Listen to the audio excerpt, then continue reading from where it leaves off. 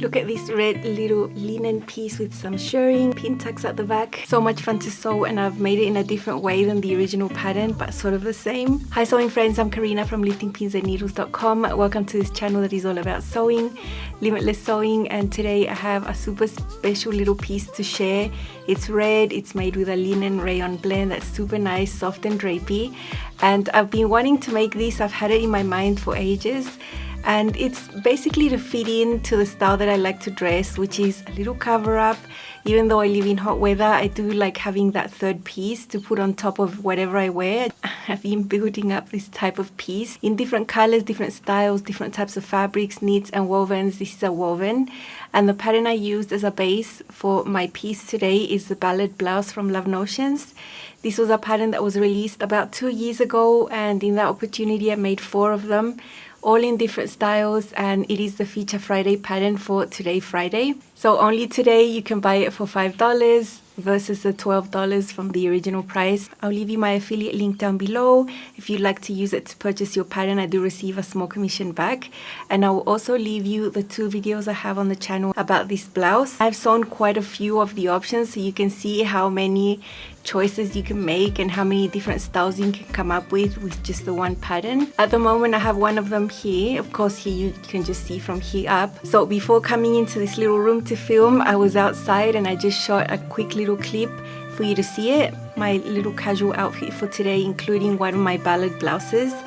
I wanted to film all of this outside, but it was very noisy today, lots of grass cutting, neighbors doing their things, so I'm in my little filming studio. As you can see in the line art there are quite a few options. The ones that differ the most are the way this area is finished. So there's always a yoke at the back that doesn't change. This type of neckline is finished with a type of exposed facing, if you would say. It's curved, there's a piece at the back, and then it comes here and then goes down. And this is actually sewn onto the wrong side of the gum and then flipped over. So this is actually covering this main fabric. And you can see the wrong sides right there. This rayon's really easy to see because it's lighter color on the wrong side. So you basically sewed it there, flipped it over, it's understitched. I have a really detailed tutorial about how to sew it. I filmed that when I was sewing this blouse. So it's not hard at all. It definitely looks harder than it is, and you can put this together really easily. After this yoke, you have 2 options. One is one front piece that you just gather into the yoke right there, and that's what I've got here. Not too noticeable, but that's the way it's finished. It's a rayon linen blend, and this is the one that's got the gathering right there after the yoke. I've got a contrast placket in red, and it's polka dot. You can see the curved hem. All of them have a curved hem. And at the back, after the yoke, you have some gathering right there. So this is one of the options. I think this is really cool, black and white polka dot. I'm not that into polka dot that much. Like I wouldn't wear a full-blown polka dot dress, but I think this is nice paired with something black. I think it's really, really cute. The other option is you cut another front piece that's a little shorter, and in between the yoke and the front you have a shirred area. It's like a little small area that's shirred. With this one that I made in a rayon, really lightweight, I used the shirred option, and this was a really, really interesting print. All the different types of print you see here were in the same fabric, so it's not like I've been print clashing or anything like that. So I chose this area of the print to do the shirred area, so that's separate there after the yoke. Then when you sew that shirred area to this front, you get a bit of gathers there as well. Here's my exposed facing, this time in polka dot area of the fabric. And there are long sleeve options, a bishop sleeve, one that has a cuff here at the bottom. It's got a bit of volume. But I just sort of slimmed down my sleeve so it would just be a regular type of sleeve. With this one, I think you can really see the details, the facing at the back in this curved area. Yeah, this was a lot of fun to put together, and it's a really striking blouse. Had a lot of fun thinking what prints to go wear using the same fabric. And then I've added a third option just because I like to hack things, and that's to do Pintucks instead there. And that's an option I created for myself. So instead of doing gathers here on this area and behind the back yoke, I just calculated how much that excess was and just sewed little Pintucks instead. I have a full video showing you how to do this. There's nothing that you change on the pattern itself, it's just the way that you sew it. And I sewed this black little number back then that instead of the gathers has all these little Pintucks there. So nice, so beautiful. I really love that. I think it's super unique. You don't see many garments like this, and I've also got them at the back. Yeah, if you want to try something like that, I have the full video showing you how, and it's so easy. So I'm not gonna do a full pattern review. I have already got a lot of content about the Ballad blouse on the channel. The basics that you need to know is that it's designed for woven fabrics. Sizing goes up to 5X, up to a 59.5-inch hip. It's got a standard and a full bust option, and it's a nice and roomy fit. And the only fitting adjustment I made to mine back then was to add 1.5 inches above the waist notch to bring that waist notch to where it needed to be for my waist. So that's the only fitting change. Size extra large, standard bust, that's all. Now for this time around, I'd been thinking up, I really want a little red cover up. I have a lot of dresses and things that I could just wear something red on top. I recently sewed a red blazer, like a full-on red blazer that you haven't seen. And it's no secret that red is one of my favorite colors, and I'm just trying to sew red stuff because why not, you know? So something sleeveless to go on top, something that wouldn't have any closures. Because I wanted this just to go over garments, I didn't want this to have any type of button or any type of closure. It's not like a jacket, it's just a little cover up. Instead of doing the exposed facing, I just made a lot of bias tape out of the same fabric, and I was going to finish all the edge with bias tape, same as the sleeveless armhole.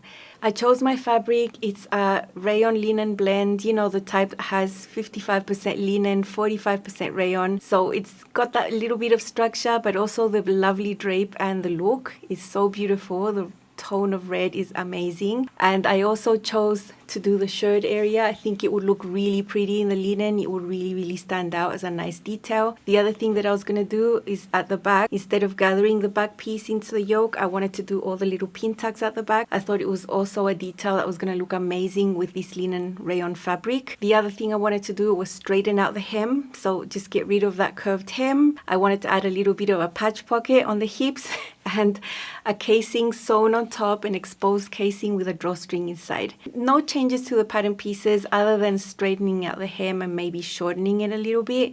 Because this type of facing is sewn here and just flipped over, it doesn't really affect that. Instead of doing that, I just put binding instead. The garment's going to turn out the same original width. I'm not losing anything. In fact, I'm adding a little bit. I'm adding 3/8 to everywhere because I'm not getting rid of any seam allowance. I'm just wrapping the raw edge with the bias tape. Having already a few garments made makes it much easier to do these changes because I can just put one on, look in the mirror, fold up and see how long I really want this new one to be, mark with pins at my waist where I want the drawstring and casing to go. It's so much easier to do hacks when you already have an original one, because then it's just so much easier to make the changes on the pattern piece. So I have filmed my process for you, so let's see.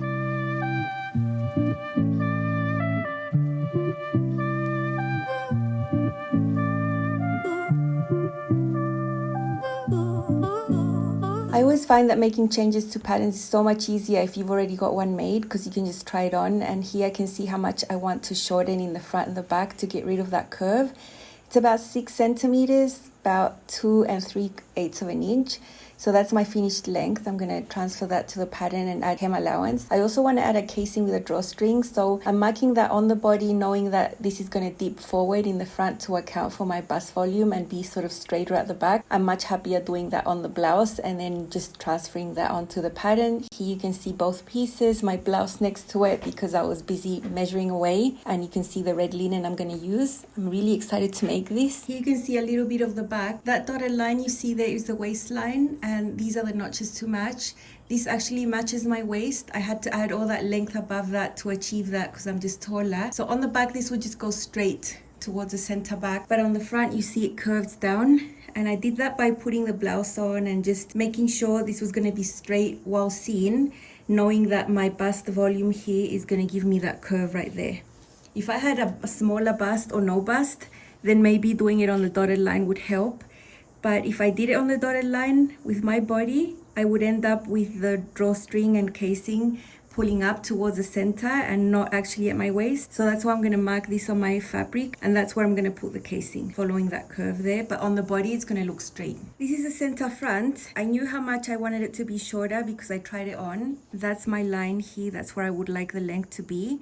So I added an inch there to account for hem allowance, and then just straighten it out towards the side. That means I had to add some extra here on this side. So I did the same with the back, making sure this was going to be even right there. And over here I did the same. I took away the length I wanted from the bottom. That's where I want it to be, and added the inch hem allowance, and that gives me a straight hem right here. And also both side seams are going to match. So those are the only changes I'm making to mine. I didn't cut the curved hem in the centers of these pieces. I'm just folding it back because if I want to make it again and use the curved hem, the original one is still there. I've just got paper added on the sides. I want to add some patch pockets on the side. The type that on the side will be caught in the side seam. So I find the easiest way is just to draw them out with the actual shape here, because it's not a rectangle. Does come out at the hip. I basically put a paper that was bigger than this. I calculated I want this to be under the casing, and there's the line that I marked for my casing, and then it follows the shape. And at the bottom, when I fold this up by 3/8, it's gonna sort of reach the hem right here. The slant opening, I just folded it freehand. I didn't measure anything, and then I did through it. So I basically folded it, had excess paper there, and then cut it there, and then cut it there, and that gives me the shape that I need to cut out from my fabric. So there's no measuring, putting paper here and just trimming it to fit this shape and this size right here. This is one of the front pieces, and I have my patch pocket hand basted on. You can see this mark. This is what I'm going to use to put the casing on top. This is my casing. It's 1 inch wide, already finished, and I've got a fold of 3/8 and 3/8 there. And I'm just going to center my casing over my mark right there, and this is going to cover the top of this pocket here. So I don't really need to fold that in or do anything to that. I did serge it though, because I came up with doing it like this after I'd done that, but I could have left it raw. This is the integrated facing that was already interfaced, that's been top stitched, and I've got it all hand basted on. I made sure to leave at least 2 inches free at the bottom, because my hem allowance is going to be 1 inch at the bottom. So I don't want the hem to be behind the pocket or be bulky in that way. So that's the way that I had measured everything and made my pattern piece. So now I'm just going to top stitch right there, right there. This I'm going to leave the hand basting, and on this I'm just going to leave the hand basting.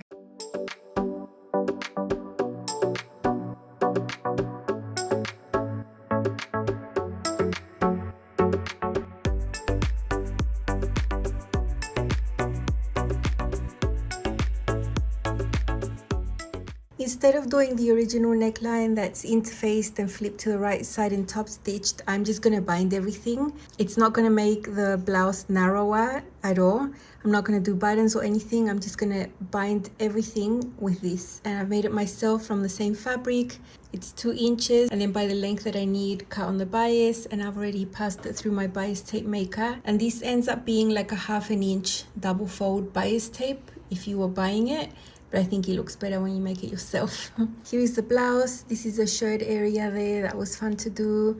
I just have black thread, but you can't see it. This is where you would sew the exposed facing on the wrong side and flip it to this side and then top stitch. And that goes all the way around. But instead of doing that, I've just used binding all the way down. I don't plan to do buttons or buttonholes. This will just be like a little cover up. So what I did at the bottom was serge, and I'm going to be folding up by 1 inch for hem allowance. So I've got the fold done, but I haven't sewn the hem. But I have already finished the end of the bias tape right there, and then it's all basted on, ready to be top stitched. It's the same finish over here. The hem is just being folded up, and now I'm just going to top stitch the binding.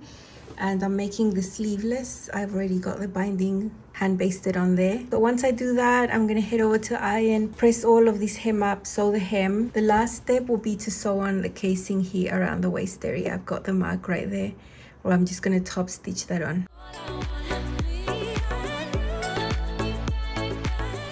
I want to show you how I'm going to sew the casing just with these scraps. Now this is a leftover bias tape. My casing was actually made on the straight of grain, but I cut them with the same dimensions. So let's pretend this is a part of the casing that's cut on the straight of grain. This would be my waist area. That line would be where I want to follow the shape. And I said I wanted to center the casing right on top. Instead of top stitching both on the top and on the bottom, you can just do it once. The way I'm going to show you is a really easy way to follow the shape, and that's just basically opening this up, extending one of these folded edges and aligning this raw edge to the line right here, following the shape. Remember, my waist line that I marked is not a straight line, it's curved because my body has curves. So I'm just going to align the raw edge over here onto that line, and this is where I'm going to sew now, and then that will essentially fix the casing in place on the top. And then all I would need to do is top stitch on the bottom, and it's a super easy and neat way to do the casing. So I'm basically sewing into that little crease there.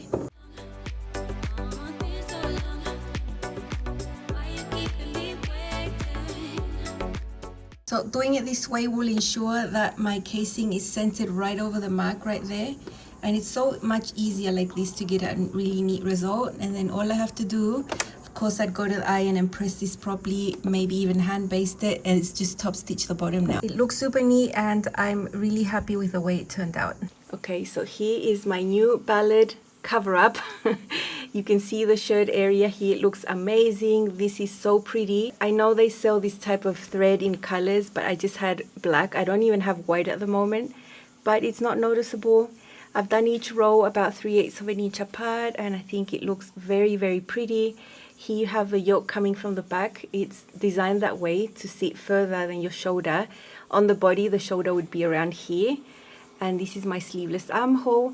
I didn't modify this, I made it just as is. I didn't make it narrower here or raise it. You know, this is not supposed to be worn on its own. There's always going to be some type of something underneath, so I wasn't really worried about the depth right there like I am with garments that I want to wear on their own. And you can see that all the neckline has been finished with my bias tape. You saw that I folded up the hem first before wrapping the edge around there, and that makes it super neat right there.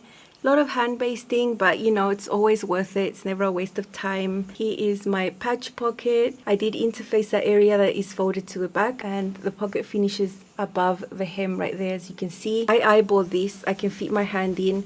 The pocket is not huge. I mainly wanted the pocket there for decoration. And there you can see my casing is sewn on top right there. The casing goes all the way up to the center there. So my drawstring is made from the same fabric. I can pull it and regulate it, and that gives you nice shaping at the waist. And I love how this looks. The gathers plus the detail from the Pintucks there at the back makes it look really nice. I love that. Inside I have a different tone of red. It's a little darker. It was a scrap from another linen project. I used it in there. Same fabric here. It's just so lovely. I'm just so happy. It's exactly like I had pictured it was going to turn out. The side seams on this pattern are the only seam that uses 1/2 inch seam allowance. Everywhere else you use 3/8, so you got to pay attention to that. And it's designed like that so that you're able to do French seams if you want to, if you're working with a lightweight fabric. French seams is not something I'd want to do with this type of medium weight fabric though. I've styled it for you over a dress and over my legato jeans, just 2 different looks, just for fun and because I like to dress up. So let's see. This is my modified ballad blouse. I didn't make it into a blouse. I have it fully opened. I don't have any closures. I use red linen, and I made quite a few changes that you see up close. But it's basically meant to go over garments like a little cover up. You can see as I'm walking away the drawstring on the back at the waist to give it some shaping. I also added some patch pockets on the front. I had a lot of fun with it, and I've got it styled over a dress. This is how I would wear this for sure, and I really love the look. Here closer you can see the drawstring. I did place that at the positioning of my waist. It is catching the top of that patch pocket that is also in the side seam. The pocket is for decoration purposes basically. At the shoulder you see a little shirt panel that is one of the options of the ballad blouse, and I opted to do a sleeveless version. And everywhere on the edges it's finished with bias tape. I didn't do the exposed facing because this is a more casual style. You can see up closer where the self-binding is. I don't mean to put buttons or anything, so I didn't really think I needed to do the facing. It doesn't really change the shape of the blouse at all. It's the same finished width everywhere. And at the back, instead of gathering into the yoke, I have Pintucks. That's a super fun hack, and I really love the look of that, and I think linen shows it off beautifully. I love that I can adjust the waist and just give myself some shaping here. As a little jacket as such, I would like that shaping, and I think it looks very beautiful at the back with all the gathering. Love it.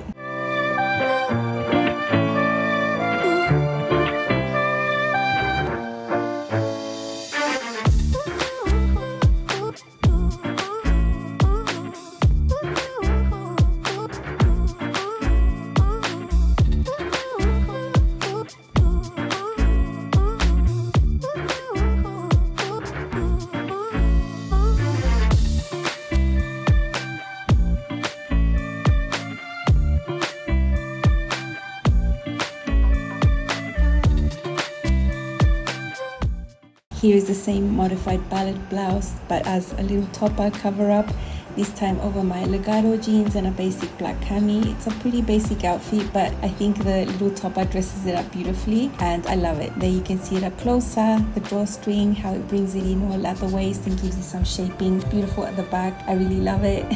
I'm so happy I was able to make it. And these are the projects I enjoy the most, where I can take a pattern I've already made and just change a few things, tweak a few little details and get something very different, but also sort of the same. Love that.